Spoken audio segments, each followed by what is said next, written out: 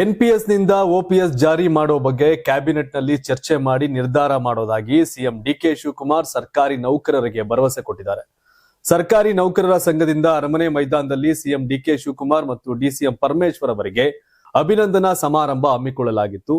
ಈ ಕಾರ್ಯಕ್ರಮದಲ್ಲಿ ಸರ್ಕಾರಿ ನೌಕರರ ಸಂಘದ ಅಧ್ಯಕ್ಷ ಷಡಕ್ಷರಿ ಸಿಎಂ ಡಿಕೆ ಶಿವಕುಮಾರ್ ಅವರ ಮುಂದೆ ಬೇಡಿಕೆ ಇಟ್ಟರು. 2.5 ಲಕ್ಷ ಸರ್ಕಾರಿ ನೌಕರರು ಎನ್ಪಿಎಸ್ ನಲ್ಲಿದ್ದಾರೆ, ಇವರಿಗೆ ಓಪಿಎಸ್ ಮಾಡಿಕೊಡಬೇಕು. ಕೇಂದ್ರ ಸರ್ಕಾರದ ಮಾದರಿಯಲ್ಲೇ ರಾಜ್ಯದ ನೌಕರರಿಗೆ ವೇತನ ಘೋಷಣೆ ಮಾಡಬೇಕು. ಸರ್ಕಾರಿ ನೌಕರರಿಗೆ ಸರ್ಕಾರ ಕೊಡ್ತಿರೋ 5 ಗ್ಯಾರಂಟಿಗಳನ್ನ ಬೇಕಾದ್ರೆ ವಾಪಸ್ ಪಡೀರಿ, ಆದ್ರೆ ಓಪಿಎಸ್ ಮತ್ತು ಕೇಂದ್ರ ಮಾದರಿಯ ವೇತನ ವ್ಯವಸ್ಥೆ ಗ್ಯಾರಂಟಿ ಕೊಡಿ ಅಂತ ಮನವಿ ಮಾಡಿದ್ರು. ಅಭಿನಂದನೆ ಸ್ವೀಕಾರ ಮಾಡಿ ಮಾತನಾಡಿದಂತ ಸಿಎಂ ಡಿಕೆ ಶಿವಕುಮಾರ್, ದೊಡ್ಡ ಬೇಡಿಕೆ ಇಟ್ಟಿದ್ದೀರಾ, ನಿಮ್ಮ ಬೇಡಿಕೆ ಸಮಿತಿ ವರದಿ ಬಂದ ಕೂಡಲೇ ಕ್ಯಾಬಿನೆಟ್ಗೆ ತರ್ತೇನೆ, ನಿಮ್ಮನ್ನ ಕರೆಸಿ ಮಾತಾಡ್ತೀನಿ. ನಾವು ಬಸವಣ್ಣನ ನಾಡಲ್ಲಿ ಹುಟ್ಟಿದ್ದೇವೆ, ಕೊಟ್ಟ ಮಾತು ಉಳಿಸಿಕೊಳ್ತೀನಿ, ನುಡಿದಂತೆ ನಡೆದಿರೋದು ಕಾಂಗ್ರೆಸ್. ನಂಬಿಕೆ ಮುಖ್ಯ, ನಂಬಿಕೆ ಇಲ್ಲದೆ ಸಂಬಂಧ ಉಳಿಯಲ್ಲ, ತಾಳ್ಮೆಯಿಂದ ಇರಿ, ನಮಗೆ ಸಿಕ್ಕ ಅವಕಾಶದಲ್ಲಿ ನಿಮ್ಮ ಹೃದಯ ಗೆಲ್ಲೋ ಕೆಲಸ ಮಾಡ್ತೀವಿ, ನಾವು ನಿಮ್ಮ ಜೊತೆ ಇರ್ತೀವಿ ಅಂತ ಭರವಸೆನ ಕೊಟ್ರು. ಕಾರ್ಯಕ್ರಮದಲ್ಲಿ ಡಿಸಿಎಂ ಪರಮೇಶ್ವರ್, ಆಜಿ ಚುಂಚನಗಿರಿ ಶ್ರೀ ಸಿದ್ಧಗಂಗಾ ಶ್ರೀಗಳು ಸೇರಿ ಹಲವರು ಭಾಗಿಯಾಗಿದ್ರು. ರಾಜ್ಯ ರಾಜಕಾರಣದಲ್ಲಿ ಈಗ ಸಚಿವ ಸಂಪುಟ ವಿಸ್ತರಣೆ ಮತ್ತು ಪುನರ್ರಚನೆಯದ್ದೇ ಭಾರಿ ಸದ್ದು ಕೇಳಿ ಬರ್ತದೆ. ಇದರ ಬೆನ್ನಲ್ಲೇ ಗಡಿ ಜಿಲ್ಲೆ ಬೆಳಗಾವಿಯ ಕಾಂಗ್ರೆಸ್ ಶಾಸಕರು ಹೈಕಮಾಂಡ್ ಹಾಗೂ ರಾಜ್ಯ ನಾಯಕರ ಮೇಲೆ ಒತ್ತಡ ಹೇರೋಕೆ ಹೊಸ ದಾಳ ಉರುಳಿಸಿದ್ದಾರೆ. ಬೆಳಗಾವಿ ಜಿಲ್ಲೆಗೆ 2 ಕನಿಷ್ಠ 3 ಸಚಿವ ಸ್ಥಾನಗಳನ್ನ ನೀಡಲೇಬೇಕು ಅಂತ ಶಾಸಕರು ಉಪಮುಖ್ಯಮಂತ್ರಿ ಅನ್ನು ಕೂಡ ಕೇಳ್ತಾ ಇದ್ದಾರೆ, ಸಿಎಂ ಅವ್ರನ್ನು ಕೂಡ ಕೇಳ್ತಿದ್ದಾರೆ. ಬಿಗಿಪಟ್ಟು ಮುಂದುವರಿಸಿದ್ದಾರೆ. ಈ ಹಿಂದಿನ ಬಿಜೆಪಿ ಸರ್ಕಾರದಲ್ಲಿ ಜಿಲ್ಲೆಗೆ 4 ಸಚಿವ ಸ್ಥಾನ ನೀಡಲಾಗಿತ್ತು. ಹೀಗಾಗಿ ನಮ್ಮ ಸರ್ಕಾರದಲ್ಲೂ ಕನಿಷ್ಠ 3 ಸ್ಥಾನ ಬೇಕೇ ಬೇಕು ಎನ್ನುವುದು ಈ ನಾಯಕರ ಬಲವಾದ ವಾದವಾಗಿತ್ತು. ಈ ಬೇಡಿಕೆಯ ಹಿಂದೆ ಬೆಳಗಾವಿ ಕಾಂಗ್ರೆಸ್ ನಾಯಕರ ದೊಡ್ಡ ರಾಜಕೀಯ ತಂತ್ರಗಾರಿಕೆ ಅಡಗಿದೆ.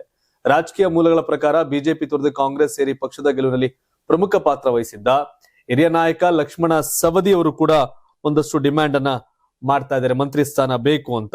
ಸೊ ಅದು ಎಷ್ಟು ಮಟ್ಟಿಗೆ ಸಾಧ್ಯ ಆಗುತ್ತೆ ಅಂತ ನೋಡ್ಬೇಕು. ಯಾಕಂದ್ರೆ ಇನ್ನು ಗಣೇಶ್ ಹುಕ್ಕೇರಿ ಅವರು ಕೂಡ ಈ ಸಂಬಂಧಪಟ್ಟಂಗೆ ಕೇಳ್ತಾ ಇದ್ದಾರೆ, ಅವ್ರಿಗೂ ಮಂತ್ರಿ ಸ್ಥಾನ ಬೇಕು ಅಂತ. ಕರ್ನಾಟಕ ಕಾಂಗ್ರೆಸ್ ಸಂಘಟನೆಯಲ್ಲಿ ಮಹತ್ವದ ಬೆಳವಣಿಗೆ ನಡೆದಿದ್ದು, ಜಿಲ್ಲಾ ಕಾಂಗ್ರೆಸ್ ಸಮಿತಿ ಅಧ್ಯಕ್ಷರ ಆಯ್ಕೆ ಪ್ರಕ್ರಿಯೆಗೆ ಎಐಸಿಸಿ ವೇಗ ಕೊಟ್ಟಿದೆ.